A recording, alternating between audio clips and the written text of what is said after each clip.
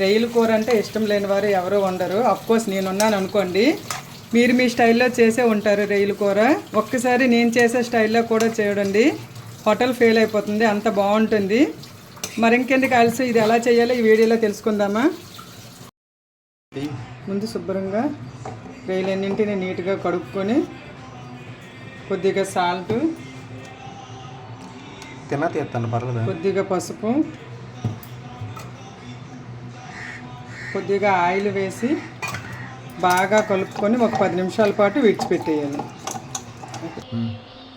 Cut చేసుకున్న ఒక ఉల్లిపాయని గోల్డెన్ బ్రౌన్ కలర్ వచ్చేంత వరకు వేయించుకొని, గోల్డెన్ బ్రౌన్ కలర్ వచ్చేంత వరకు వేయించుకున్నాం కదా. ఇప్పుడు ఒక 2 టేబుల్ స్పూన్ల మసాలా వేసుకొని మసాలా పచ్చివాసన పోయేంత వరకు వేయించుకోవాలి.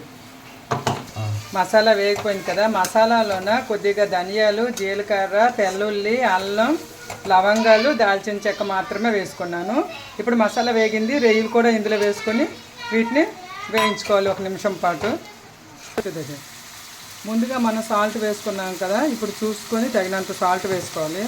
అలానే కొద్దిగా పసుపు కూడా వేసుకోవాలి. 1 టేబుల్ స్పూన్ కారం వేసుకోవాలి. మీరు కారం ఎక్కువగా తింటే కారం వేసుకోవచ్చు, నేను తక్కువ తింటాను కనుక తక్కువ కారం వేసాను. ఇప్పుడు వీటన్నింటిని బాగా కలుపుకొని ఇంకొక నిమిషం పాటు వేయించుకోవాలి. మసాలా అంతా రొయ్యలకు పెట్టేంత వరకు వేయించుకున్నాం కదా. ఇప్పుడు 1 కప్పు వాటర్ వేసుకొని ఒక 5 నిమిషాల పాటు ఉడికించుకోవాలి.